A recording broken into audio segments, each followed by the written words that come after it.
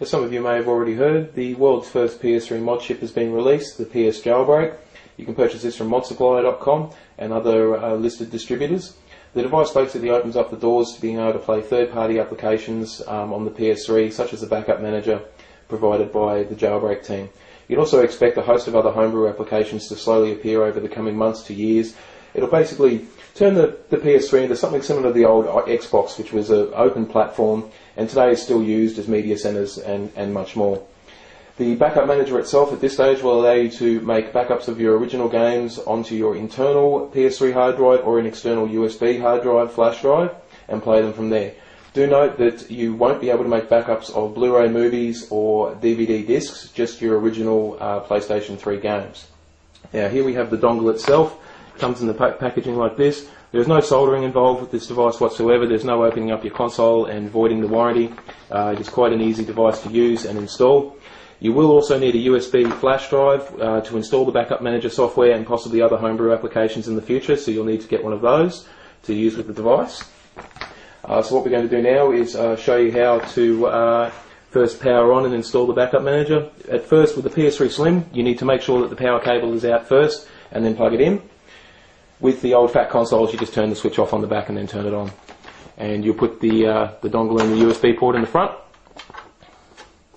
and then press power and eject really quickly. Now what will happen now is that you'll see two lights on the dongle itself. It'll be red and green. If you've successfully pressed the eject button quick enough, you'll see a green light come on.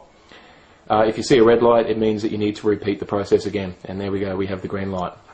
So now what we're going to do is insert the USB stick into the console and load in.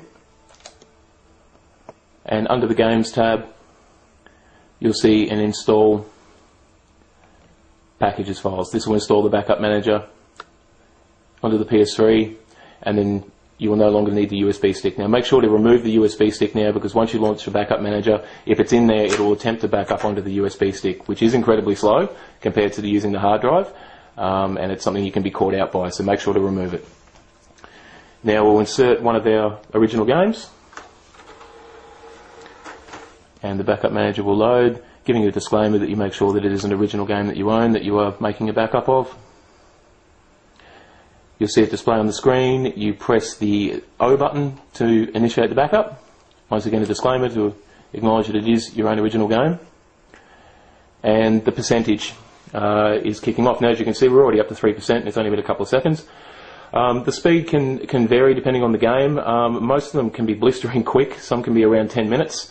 Some do take a little bit longer because they're quite large, but once again, it is quite a quick process and quite easy to do. So we won't bore you with sitting there waiting to go to 100%. We'll pause the video, and as it gets to about 98%, we'll resume. Okay, as you can see, it's at 98%. It's just about done, so we're just going to wait for it to finish. It's at 99.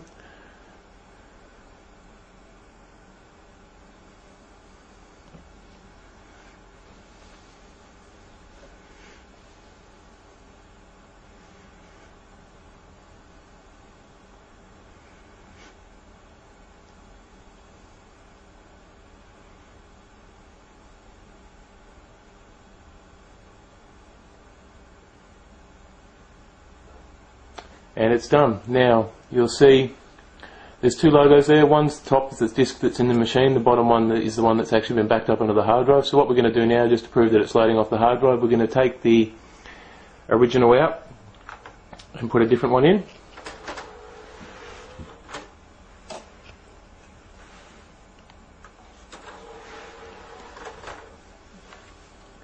And you'll see it come up on the screen in just a second. And what we're going to do now is load up the one on the hard drive. What it'll do, it'll drop you back to the main menu, where it'll appear as a disk to load. You go up and load in.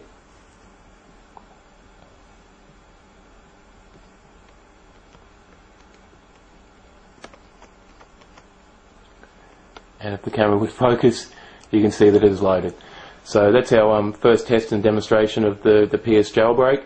We're quite excited about the product. I think it's going to have a lot of development done for it. There's going to be a host of homebrew and useful applications developed for the PS3 now. It's really going to open up the door to sort of treating your PS3 a little bit more like a computer rather than a machine where you sort of get told what you can use.